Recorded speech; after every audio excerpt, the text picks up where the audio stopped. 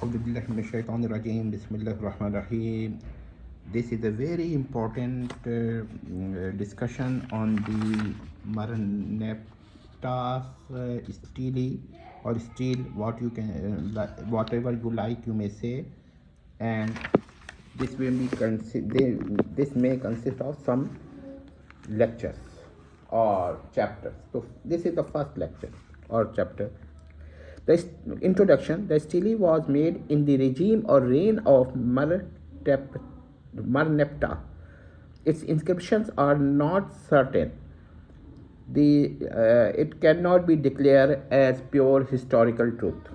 So there are several contents in the Merneptah's stele, but they cannot be accepted as truth. They are falsehood. But in polite language, we will not use the word falsehood, but we will take alternative terms. And finally, we shall decide later that what term shall we use.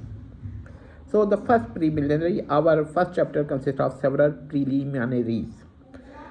The Merneptah's stele represents a type of ancient document which is political in nature, in which writing was not used to record true history, but to stabilize political and theological of official views. This is a very important point, that the prime function was this.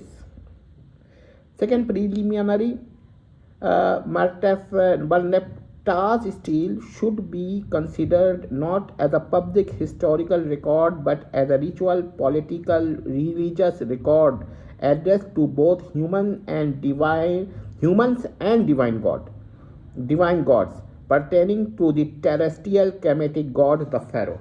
So I will not try to soften the word god for Pharaoh as a divine being or divine representative. I will use the word God, I mean Neter.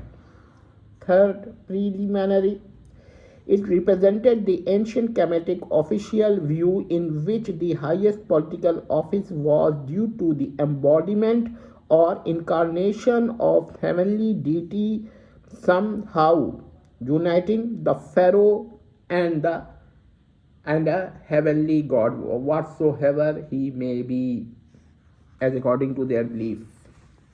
Now the fourth preliminary, the inscription was not an information transmitting text, but an imaginative event purported to be truth to the heavenly gods.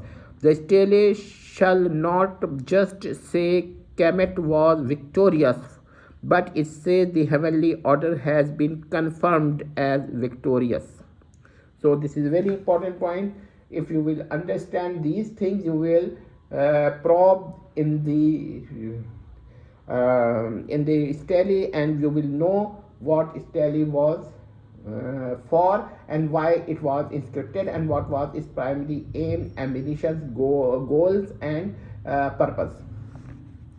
Now the fifth preliminary, the Pharaonic kingdom did not separate propaganda from sacred and religious ritual communications. For them, political words and speech was a religious holy text.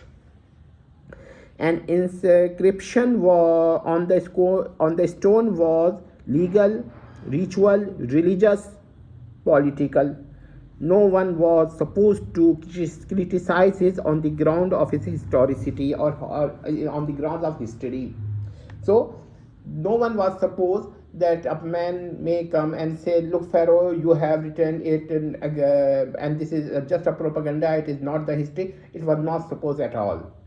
This is was very dangerous thing.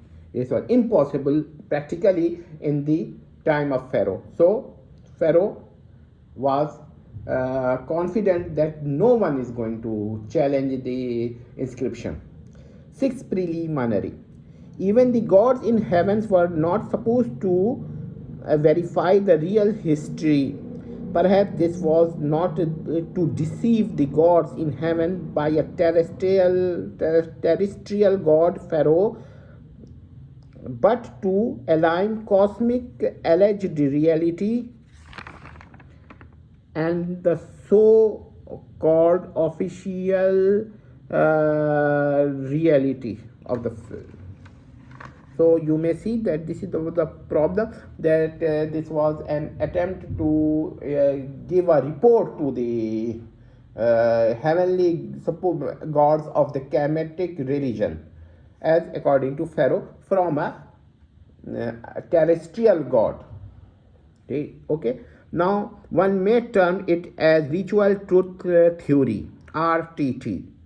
Seventh preliminary, this is a very strong probability that the Kemetic pharaohs might have believed that the heavenly gods were powerful, not omniscient, not omnipotent, but powerful. So were powerful but not necessarily omniscient observers of the historical detail.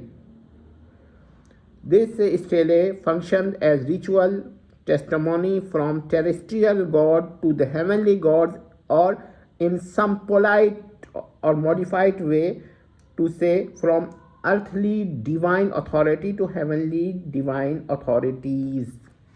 So this is very important thing. One should know the nature of the stele before studying the contents of the stele. Now we come to the eighth preliminary.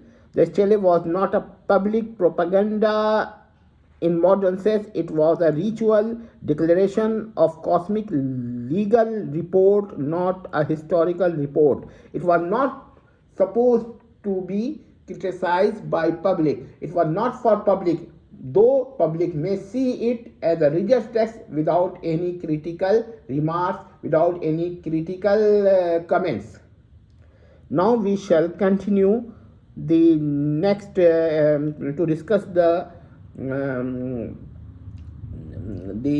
stele in the next our lecture or chapter, and we will see that one should not just study the text of the stele, but try to interpret it according to certain beliefs, theories, which I have explained in 8 preliminaries.